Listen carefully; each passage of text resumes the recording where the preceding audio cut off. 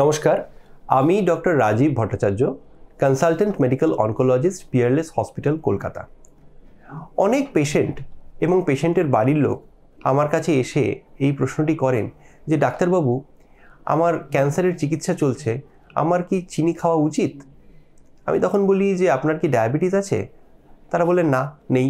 আমি বললাম তাহলে? তখন তারা বলেন যে ডাক্তারবাবু, আমরা শুনেছি যে ক্যান্সার সেল যত তাড়াতাড়ি বাড়ে সে প্রচুর পরিমাণে গ্লুকোজ খায় এবং সেই গ্লুকোজটি খেয়েই তারা বেড়ে চলে। তাহলে আমরা যদি চিনি খাই বেশি করে, তাহলে তো সেই গ্লুকোজটা আমরাই ক্যান্সার সেলকে সাপ্লাই দিয়ে দিচ্ছি, তার ফলে কি আমাদের ক্ষতি হচ্ছে না? দেখুন, এই যুক্তিটার মধ্যে একটু ফাঁক আছে। অ্যাকচুয়ালি শুধু চিনি নয়, আপনি যে কোনো ধরনের কার্বোহাইড্রেট, শাক সবজি ইত্যাদি যাই আপনি খাবেন না কেন, তার মধ্যেই কিন্তু গ্লুকোজ রয়েছে। শরীরের ভেতরে গিয়ে কিন্তু সেটা গ্লুকোজেই কনভার্ট হয়ে যাবে এবং তারপরে আপনার শরীরের যে রিকোয়ারমেন্ট, যেটার নর্মাল যে বায়োকেমিক্যাল প্রসেস, সেটাকে মেনটেন করার জন্যই কিন্তু এই গ্লুকোজের প্রয়োজন।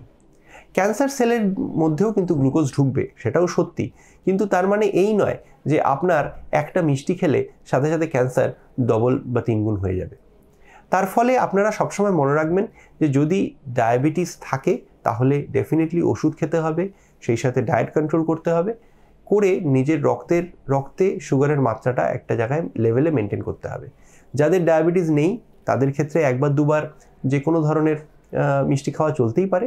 খেয়াল রাখতে হবে যে খুব বেশি যেন কোনো কিছুই না হয়, এক্সট্রিম কোনো কিছুই ভালো নয়। তার ফলে খুব বেশি পরিমাণে আপনি মিষ্টি খেলেন মনের সুখে, সেটাও যেন না হয়। অনেকে বলেন যে চিনি খাওয়া আমি ছেড়ে দিচ্ছি, তার বদলে আমি আর্টিফিশিয়াল যে সুইটেনার্সগুলো থাকে, সুগার ফ্রি যেগুলো থাকে, সেগুলো খাবো। আমি বলবো সেটা কিন্তু অনেকটা বেশি ক্ষতিকর। তার কারণ দেখা গিয়েছে যে কিছু কিছু আর্টিফিশিয়াল সুইটনারের মধ্যে কার্সিনোজেন্স থাকে, কাজেই সেইখান থেকেও কিন্তু আপনার ক্যান্সার হতে পারে। তাহলে উপায় কি?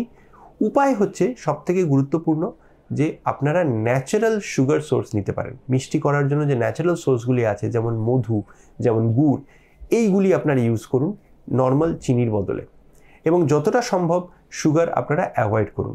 পরিমিত মাত্রায় সুগার নিন, তাহলে এই সমস্যাগুলি থেকে আপনারা দূরে থাকতে পারবেন।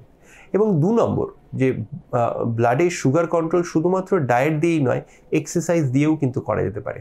কাজেই আপনারা দুবেলা হাঁটুন বা সকালবেলার দিকটায় গিয়ে 1/2 ঘন্টার জন্য ঘুরে আসুন, অ্যাক্টিভ একটা লাইফস্টাইল লিড করুন, তাহলে কিন্তু সুগার আপনার জীবন থেকে দূরে থাকবে।